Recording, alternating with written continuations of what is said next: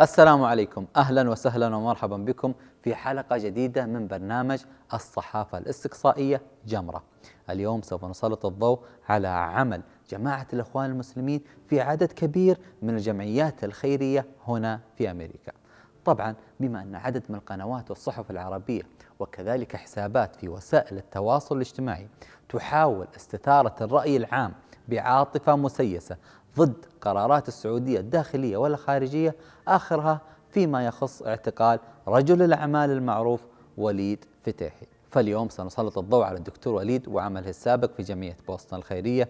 فمن هو وليد فتيحي؟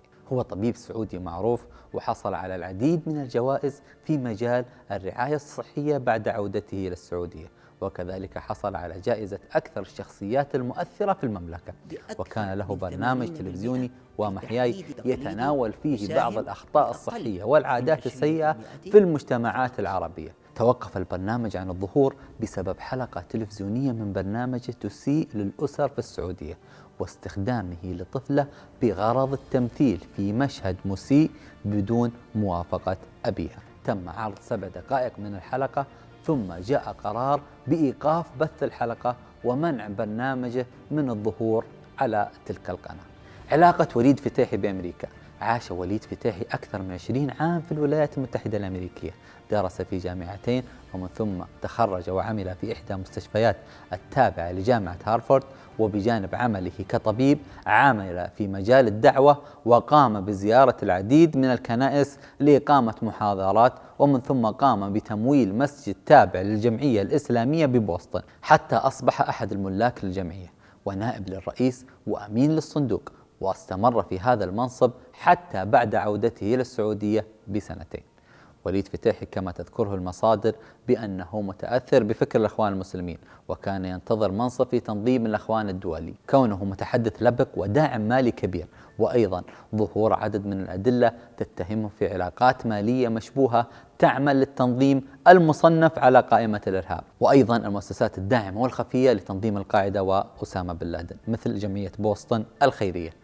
ودينت الجمعية بأنها خلف عمليات إرهابية كبيرة، منها 11 من سبتمبر وماراثون بوسطن، وأيضا عدد من العمليات الأخرى، وتورط عدد كبير من أعضاء الجمعية في التنفيذ أو التمويل، مثل عبد الرحمن العمودي الشخصية المعروفة، كان مدير لجمعية بوسطن، والذي اعترف سابقا بأنه مسؤول عن محاولة اغتيال الملك عبد الله، وأنه تعاون أيضا مع تنظيم القاعدة، وأنه سلم المعارضين السعوديين الفقيه والمسعري مبالغ مالية تقدر بأكثر من $1,000,000.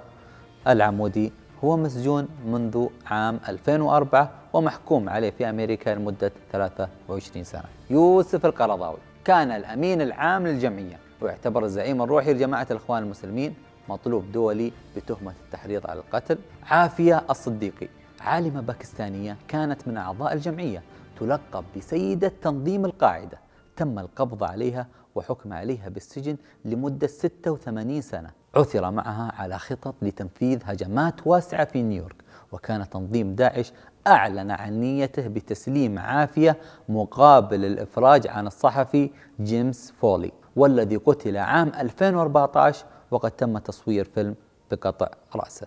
طارق مهنا عضو في الجمعية وأدين بمحاولة قتل أمريكيين وتقديم دعم للقاعدة. أحمد أبو سمرة عضو في تنظيم داعش، قتل في العراق عام 2015، كان عضو في الجمعية ووالده أحد أمناء الجمعية. رضوان فردوس أحد عناصر تنظيم القاعدة، وأدين في عام 2012 لمحاولته تنظيم هجمات إرهابية في أمريكا، وكان عضو في الجمعية لمدة 6 أشهر. أسامة زيد هو هارب حاليا، مدير لشركة ممولة للجمعية تم إدانتها بعد تحقيقات كبيرة، واتهام أسامة بأنه كان يقوم بعملية غسيل أموال لمساعدة تنظيم القاعدة، وهذه الشركة كانت مملوكة لرجل أعمال معروف يدعى ياسين قاضي. حافظ مسعود عضو سابق في الجمعية ومتهم بجمع الأموال والتجنيد لصالح تنظيم القاعدة، مع العلم أن أخيه هو الإرهابي الذي قام بعملية إرهابية في بومبي عام 2008 وقتل فيها 164 شخص. تامران وزوخار سارنيف أعضاء غير دائمين في الجمعية، قاما بعملية إرهابية في بوسطن الماراثون، قتل تامران أثناء محاولته الفرار من شرطة بوسطن عام 2015. أما أخيه تم القبض عليه ومحكوم عليه بالإعدام.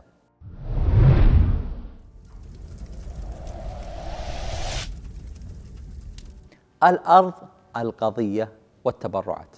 طالب الأهالي والإعلام الأمريكي في بوسطن بفتح تحقيقات عن آلية بيع الأرض بمبلغ أقل من قيمتها، مما دفع المسؤولين بكشف عدة تفاصيل، واتهم بها وليد فتاحي واثنان من التجار السعوديين ممن كانوا يطالبون سابقا بانفصال الحجاز. وقد تم بيع الأرض بقيمة معينة، وصك الأرض خرج من السفارة الأمريكية بجدة، ولكن بعد التحقيقات وجدت مبالغ مضاعفة دخلت لأمريكا مررت على أنها تابعة للصك. وأيضا كان هناك تحقيقات عن آلية الدعم للجمعية من رجال أعمال عرب ينتمون لتنظيم الأخوان المسلمين، فقد كانت هناك عمليات تحويلات مالية غريبة عن طريق بنكين، أحدهما كان يدير أحد فروعه شقيق الإرهابي ويمرر التحويلات، والآخر كان بطريقة لا تقل غرابة لتحصل الجمعية على مبالغ تزيد